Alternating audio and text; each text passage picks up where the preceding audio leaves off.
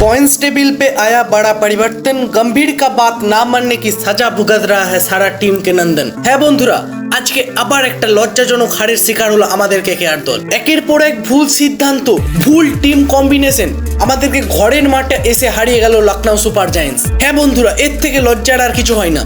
এই হারের পর কি বললেন গৌতম গম্ভীর সেটা আজকের ভিডিওতে আমরা জানবো। তাহলে বন্ধুরা, তোমাদের কি মনে হয় কেকেআর কি ভুলের কারণে আজকের ম্যাচটি হারলো সেটা অবশ্যই তোমাদের মতবাদ কমেন্টে জানাও। তাহলে আজকের টপিকটা নিয়ে আলোচনা করা যাক। আজকের ম্যাচে হারের পর গৌতম গম্ভীর জানালেন আজকের ম্যাচ হারার সব থেকে ভুল কারণগুলি কি ছিল, কি ভুল করেছিল আমাদের কেকেআর দল। তার বলা প্রথম কারণই উঠে আসে প্লেইং 11-এ স্পেন্সার জনসনকে খেলানো। হ্যাঁ বন্ধুরা, আগের ভিডিওতেও আমি বলেছি স্পেন্সার জনসনকে বের করে দিতে, এবং অনেক বিশেষজ্ঞরাও একই প্রশ্ন যে অ্যান্ড্রু নকিয়া ফিট থাকতেও কেন স্পেন্সার জনসনকে বারবার খেলানো হচ্ছে, যে প্রত্যেকটা ম্যাচে বড় রান খাচ্ছে কিন্তু একটার বেশি উইকেটও নিতে পারছে না, বারবার প্রত্যেকটা ম্যাচে ফ্লপ হচ্ছে, তাও তাকেই কেন বারবার খেলানো হচ্ছে কেকেআর টিমে। এই বিষয়টি প্রথম পয়েন্ট আউট করেন গৌতম গম্ভীর। পরবর্তীতে তিনি আরো বলেন ওপেনিং জুটির ফ্লপ হওয়া, আবার আরেকটা ম্যাচে তারা ফ্লপ হলো। যদিও প্রথমে তারা ঠিকঠাক শুরুয়াত করলেও 37 রানে প্রথম উইকেট হারায় এবং কুইন্টন ডিকক আউট হয়ে ডাগ আউটে ফিরে যান। তাই এই ওপেনিং জুটির অবশ্যই পরিবর্তন দরকার পরের ম্যাচ থেকে, যদি কেকেআর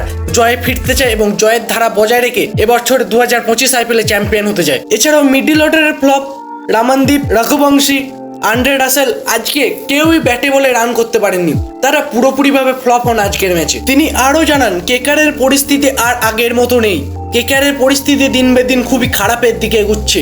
এইভাবে চলতে থাকলে কেকেআর পয়েন্টস টেবিলে সব থেকে লাস্টে শেষ করতে চলেছে। তাই কিছু পরিবর্তন অবশ্যই দরকার পরবর্তী ম্যাচ থেকে। তিনি আরো বললেন বড় নামের ওপরও নয়, বড় কাজের ওপর জোর দেওয়া উচিত, কারণ টিম একটা ম্যাচ একজনের দ্বারা জেতে না, গোটা টিম ইফোর্টের দ্বারা জেতে। তিনি লাস্টে বললেন যদিও রিঙ্কু সিং চেষ্টা করেছে তবুও মিডল অর্ডারের ফ্লপ হওয়া আজকের ম্যাচের হারার অন্যতম কারণ। তাহলে বন্ধুরা, তোমাদের কি মনে হয় এগুলো ছাড়াও আর কি কোনো গুরুত্বপূর্ণ কারণ আছে যে কারণের জন্য আজকের ম্যাচ আবার হারলো আমাদের কেকেআর দল? তোমাদের কি মতবাদ সেটা অবশ্যই কমেন্টে জানাও।